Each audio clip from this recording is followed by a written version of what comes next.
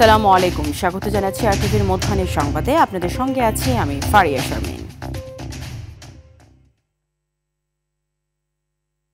Uttara milestone স্কুলে যুদ্ধবিমান বিধ্বস্তের মর্মান্তিক দুর্ঘটনায় এখন পর্যন্ত ৩২ জনের মৃত্যু হয়েছে। এর মধ্যে ২৯ জনই শিশু। নতুন করে গত রাত ১২টা ১৫ শিশু নাফির মৃত্যু হয়। জাতীয় বার্ন ইনস্টিটিউটের আইসিইউতে চিকিৎসাধীন ছিল সে। আহত ১৬৫ জনের মধ্যে বিভিন্ন হাসপাতালে চিকিৎসাধীন রয়েছে ৬৮ জন।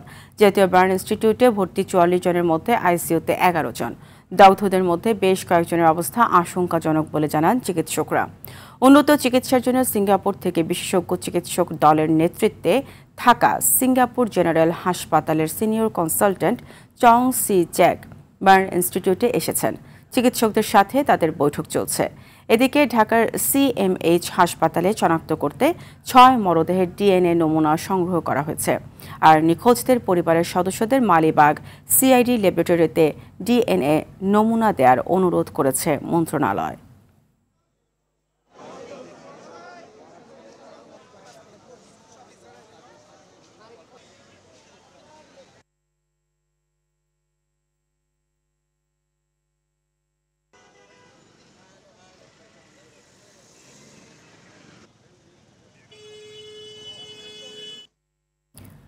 এই মুহূর্তে রাজধানীর জাতীয় বার্ন ইনস্টিটিউটে আছেন সহকর্মী দীপ্ত চন্দ্র পাল। তার কাছ থেকে জেনে নেব সেখানকার সার্বিক পরিস্থিতি।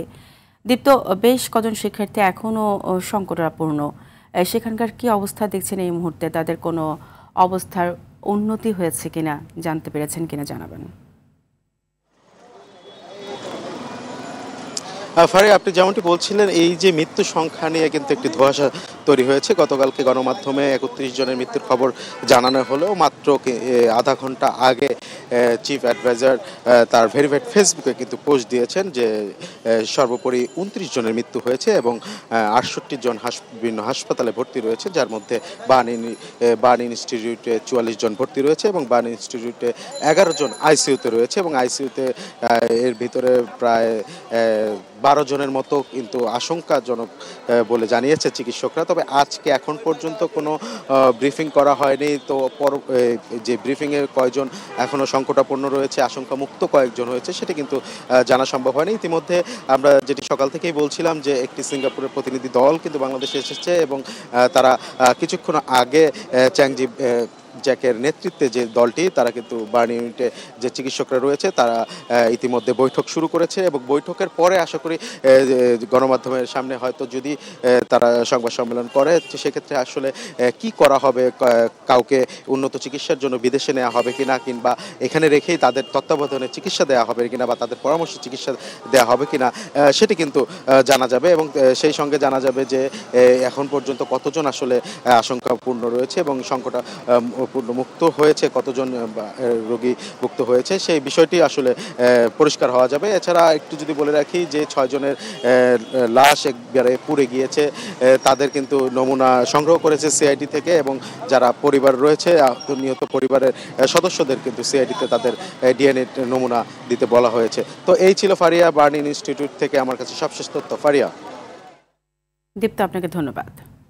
রাজধানীর দিয়াবাড়ির মাইলস্টোন স্কুল অ্যান্ড কলেজে ভয়াবহ বিমান দুর্ঘটনার তৃতীয় দিনেও অনেকেই আসছেন স্কুলের সামনে। শিক্ষার্থী অভিভাবকরাও আসছেন ক্যাম্পাসের সামনে। তবে আজ স্কুলের প্রধান ফটক বন্ধ, কাউকেই ভেতরে প্রবেশ করতে দিচ্ছেন না নিরাপত্তা প্রহরীরা। স্কুলের ভেতরে আইনশৃঙ্খলা রক্ষাকারী বাহিনী মোতায়েন রয়েছে, তবে শিক্ষকদের স্কুলে প্রবেশ করতে দেখা গেছে। এ সময় শিক্ষার্থীরা তাদের ক্যাম্পাসের উপর দিয়ে নো ফ্লাই জোন ঘোষণার দাবি জানান, বলেন তারা এখনও ট্রমার মধ্যে আছে। এদিকে আগামীকাল থেকে মাইলস্টোন স্কুলের একাডেমিক কার্যক্রম শুরু করার কথা জানা যাচ্ছে। এ প্রসঙ্গে অভিভাবকরা বলছেন শিক্ষার্থীরা এখনও মানসিক ট্রমার মধ্যে রয়েছে, তাই দ্রুত স্কুল না খোলার আহ্বান তাদের। এদিকে জামায়াতে ইসলামীর পক্ষ থেকে শহীদ পরিবারের সঙ্গে দেখা করে আহত পরিবারদের জন্য ৫০ লক্ষ টাকা করে প্রদানের কথা জানান দলটি।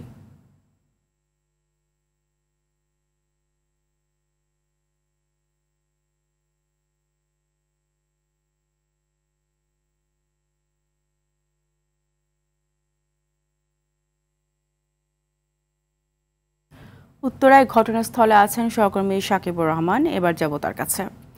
সাকিব, ঘটনাস্থলের কি পরিস্থিতি দেখছেন? উদ্বিগ্ন অভিভাবক, শিক্ষার্থীরা কি বলছে জানাবেন।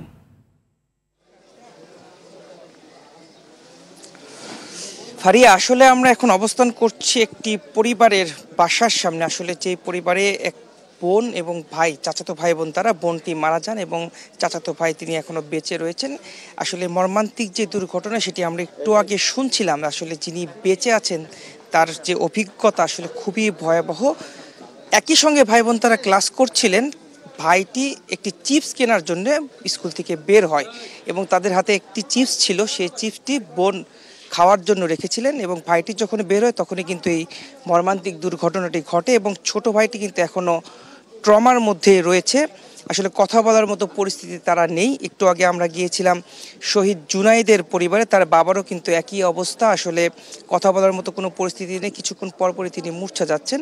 জামায়াত ইসলামের পক্ষ থেকে এই শহীদ পরিবার, আহত পরিবার, তাদের সঙ্গে তারা দেখা করছেন। বিভিন্ন জায়গায় তারা বিশেষ করে যে পরিবারগুলোতে যাচ্ছেন সেখানে যে তারা দোয়া করছেন তাদের রুহের মাগফিরাতের জন্য, আর যারা বেঁচে আছেন তাদের যাতে সেই ট্রমাগুলো কাটিয়ে উঠতে পারে সেই বিষয় নিয়ে তারা কথা বলছেন। কিভাবে আসলে বাচ্চাদেরকে সেই ট্রমা থেকে বেরিয়ে আনানো যায় সেটি নিয়ে কথা হচ্ছে। এবং পাশাপাশি কিন্তু স্কুলের যে পরিস্থিতিটি, আসলে আজকে স্কুলের যে প্রধান ফটক সেটি বন্ধ রাখা হয়েছে, সবার প্রবেশাধিকারী কিন্তু সেখানে বন্ধ রাখা হয়েছে। এবং সেখানে আমরা দেখেছি যে স্কুলের যারা শিক্ষিকা রয়েছেন, তারা শিক্ষক শিক্ষিকা রয়েছেন, তারা ভিতরে প্রবেশ করছেন। অনেক শিক্ষার্থীও সেখানে এসেছেন, ভিতরে যাচ্ছেন। আসলে একটি কথা শোনা যাচ্ছে যে আগামীকাল থেকে স্কুল শুরু হতে পারে, তবে এখনও নিশ্চিতভাবে স্কুল কর্তৃপক্ষ সেটি জানায়নি। তারা বলেছেন যে আসলে যদি আগামীকাল থেকে স্কুল শুরু হয় বা পরশুদিন বা যেদিনই শুরু হোক সেটি গণমাধ্যমে তারা জানিয়ে দেবেন। এবং শিক্ষার্থী যারা কয়েকজন এসেছেন তারা বলছেন যে আসলে তারা একটি ট্রমার মধ্যে আছে। এই ট্রমা কাটিয়ে ওঠার পরে যেন স্কুলগুলো খোলা হয়, তাদেরকে যেন মানসিকভাবে একটি এমন কোনো ব্যবস্থা করা যায় যেখানে তারা আসলে মানসিকভাবে কিছুটা উন্নত হতে পারবেন। যেহেতু অনেক ছোট ছোট শিক্ষার্থী তারা সেখানে ছিলেন, আগুনের ঘটনা তারা দেখেছেন, তাদের চোখের সামনে তাদের সহপাঠী, বন্ধু, কারো বোন, কারো ভাই তাদেরকে মৃত অবস্থায় আগুনে পুড়ে যেতে দেখেছেন। আসলে এই ট্রমাটি কাটিয়ে ওঠা কিন্তু এত সহজ নয়। তবে সব মিলিয়ে বলা চলে যে স্কুলের উপর দিয়ে তারা আসলে নো ফ্লাই জোন যেন হয় সেটি তারা দাবি করছেন। এবং পরবর্তী সংবাদের মাধ্যমে হয়তো আরও যে আপডেট রয়েছে, স্কুলের কোনো নতুন কোনো সিদ্ধান্ত আসলে করে সেটি আপনাদেরকে জানিয়ে দিতে পারবো। ফারিয়া, এই ছিল আমার কাছে সর্বশেষ। জি সাকিব, আপনাকে ধন্যবাদ। নাটোরের বড়াইগ্রাম উপজেলায় বনপাড়া হাটি কুমরুল মহাসড়কে ট্রাক ও মাইক্রোবাসের মুখোমুখি সংঘর্ষে 6 জন নিহত হয়েছে। সকাল 10টার দিকে তরমুজ পাম্প এলাকায় সামনে এই মর্মান্তিক ঘটনা ঘটে। এ সময় আহত হয়েছেন আরও 3 জন। এতে মাইক্রোবাসটি পুরোপুরি দুমড়ে মুচড়ে যায়। ঘটনার পরই স্থানীয়রা আহতদের উদ্ধার করে একটি হাসপাতালে পাঠানোর ব্যবস্থা করে। তবে তাৎক্ষণিকভাবে হতাহতদের কোনো পরিচয় জানা যায়নি।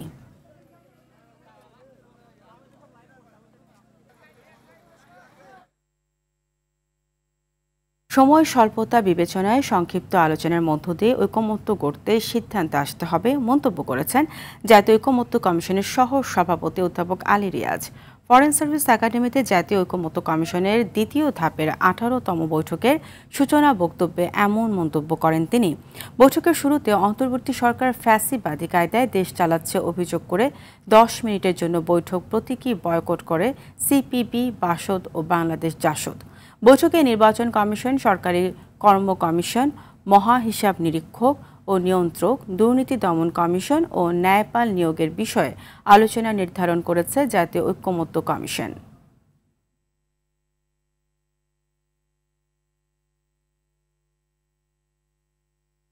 রাষ্ট্রীয় শোক পালন শেষে আবারও চাঁদপুর থেকে পদযাত্রা করছে জাতীয় নাগরিক পার্টি এনসিপি।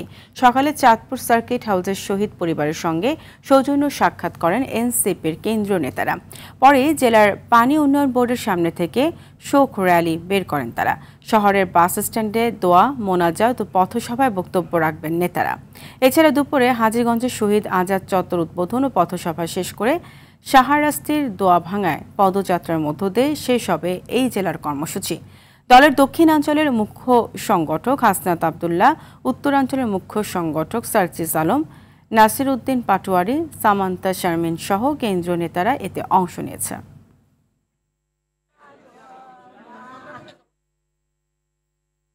এ বিষয়ে আরও জানাতে চাঁদপুর থেকে সরাসরি যুক্ত হচ্ছেন সহকর্মী শরীফ চৌধুরী।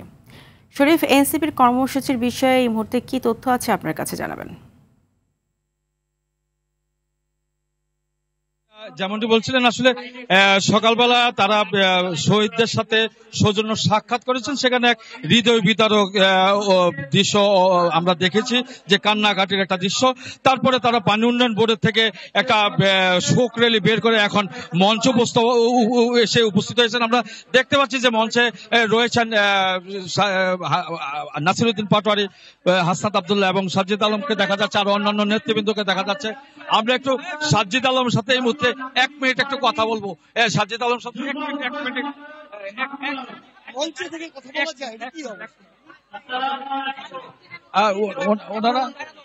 ওনারা আসলে মঞ্চে কথা বলতে চাচ্ছেন। যাই হোক, আমি যেটা বলছিলাম তাতে মঞ্চে এখন এখনই বক্তব্য দিবে সাজ্জিদ আলম, হাসনাত এবং নাসিরউদ্দিন পাটোয়ারি, তারা বক্তব্য দিবেন। আমি একটু দেখাতে চাচ্ছিলাম যে পরিবেশটা, যে মঞ্চে নেতৃবৃন্দ উপস্থিত এবং প্রচুর দর্শক, প্রচুর উপস্থিতি দেখা যাচ্ছে এখানে চাঁদপুর বাস স্ট্যান্ডে। আমরা দেখতে পাচ্ছি তারা যেই সার্কিট হাউসে যেই শহীদদের সাথে, শহীদের পরিবারের সাথে যে সৌজন্য সাক্ষাৎ করেছেন, সেই সাক্ষাৎটি তারা সবার সাথে কথা বলেছেন। চাঁদপুরে 31 জন শহীদ হয়েছেন জুলাই আন্দোলনে, সেই শহীদ পরিবারের সাথে সাক্ষাৎ করেছেন। তারা তাদেরকে সান্ত্বনা দিয়েছেন। তারা বলেছেন যে, তখন তারা বলেছেন সাংবাদিক সামনে যে এই শহীদদের জুলাই আন্দোলনের যেই দাবি রয়েছে, সে দাবি সংস্কার না হওয়া পর্যন্ত অন্য কোন কর্মসূচি যেন সরকার না নেয়, আইন উপদেষ্টা না নেয়, অর্থাৎ কোন রকম চিন্তা ভাবনা না করার জন্য তারা ঘোষণা দিয়েছেন। এবং তারা বলেছেন যে চাঁদপুরে আজকে এই মঞ্চে তারা দোয়া এবং মোনাজাত করবেন এবং সংক্ষিপ্ত আকার বক্তব্য রেখে তারা তারপরে হাজীগঞ্জ আজাদ চত্বর উদ্বোধন করবেন। তারপরে তারা সেখান থেকে পথসভা করে দোয়াবাঙ্গা চলে যাবেন। দোয়াবাঙ্গা শেষ পথসভা করে তারা চাঁদপুরে কর্মসূচি শেষ করে কুমিল্লা চলে যাবেন, এই তাদের কর্মসূচি। তবে তারা এখন চাঁদপুরে যুগ্ম সমন্বয়ক বক্তব্য রাখছেন। তো এই ছিল আমার কাছে এনটিভির সর্বশেষ চাঁদপুর থেকে। পারিয়া। শরীফ, আপনাকে ধন্যবাদ। বর্ষার সকালে ঘন কুয়াশার দেখা মিলেছে পঞ্চগড়ে, যা গত 50 বছরেও দেখেনি স্থানীয়রা। এতে ভোরে হেডলাইট জ্বালিয়ে চলছে যানবাহন। ভোর 6টার দিকে 27 ডিগ্রি সেলসিয়াস তাপমাত্রা রেকর্ড করেছে তেঁতুলিয়া আবহাওয়া অফিস। দিনের বেলায় 32 থেকে 35 ডিগ্রি এবং রাতের বেলা 25 থেকে 27 ডিগ্রি সেলসিয়াস ওঠানামা করছে তাপমাত্রা। জলবায়ু পরিবর্তনের কারণে এমন হচ্ছে বলে মনে করছে কেউ কেউ। তবে আবহাওয়া অফিস বলছে রাতের তাপমাত্রা কমে যাওয়া এবং বাতাসে জলীয় বাষ্পের পরিমাণ বেশি, তাই সাথে জলীয় বাষ্প ঘনীভূত হয়ে ক্ষুদ্র জলকণা কুয়াশা হিসেবে দেখা দিয়েছে।